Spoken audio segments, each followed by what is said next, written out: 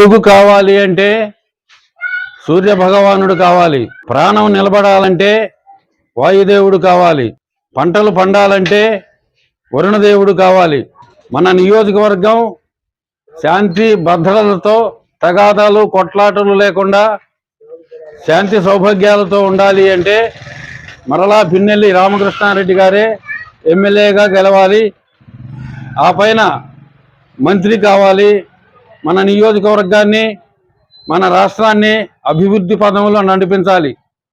తను పరిపాలించిన 16 సంవత్సరాలు మరలా రావాలి అంటే పిన్నెల్లి రామకృష్ణారెడ్డి గారికే మళ్ళీ మనమందరం ఓట్లు వేస్తే మనమందరం సుఖంగా ఉంటాం.